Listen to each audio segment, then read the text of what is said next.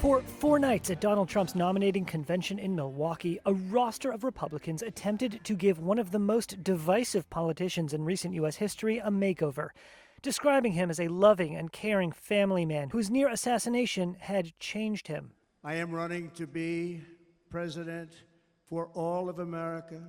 And early in his speech on Thursday night, as he accepted his party's presidential nomination, it seemed Trump had bought into the carefully orchestrated efforts to repackage him as a humbler, unifying figure, more palatable to swing voters who will be crucial to winning the November 5th election. But then he returned to form.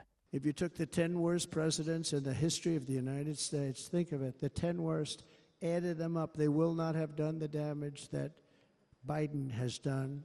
A few minutes into the speech, it was clear that Donald Trump is the same Donald Trump we've always seen. Jennifer Lawless chairs the politics department at the University of Virginia. It's very unusual for a campaign to release excerpts from a speech and to release general talking points about a speech that then don't come true. And the idea that Donald Trump was going to be this changed figure, the idea that Donald Trump was going to send a unifying message, the idea that this was not going to be a speech like we'd ever heard before, was what was out in the, among talking heads all day yesterday.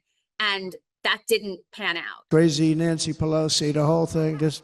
Trump had told the Washington Examiner earlier in the week that he had torn up the original speech he planned to give in favor of one preaching national unity after his near brush with death. That new version of Trump lasted barely half an hour.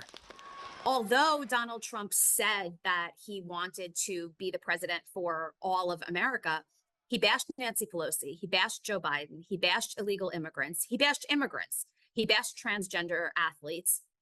He doubled down on all of the rhetoric that we've heard from him.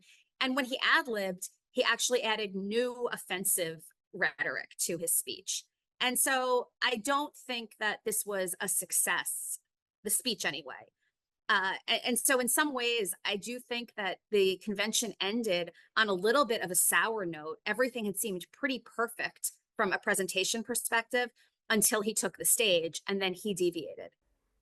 The Trump more familiar to Americans, the bombastic thrower of insults who revels in demonizing his opponents, reemerged, trampling over the message of unity so painstakingly choreographed by the Republican National Committee this week.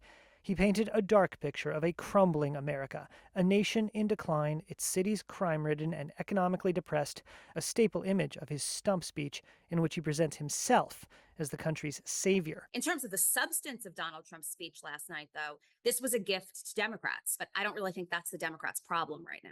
U.S. President Joe Biden criticized Trump's rambling 92-minute address that broke the record for the longest convention speech in history and vowed to get back on the campaign trail. The president was sidelined by COVID-19, but he's facing unrelenting calls from within his own party to step aside as a candidate, as Fallout continues to roil the party following Biden's shaky debate performance last month.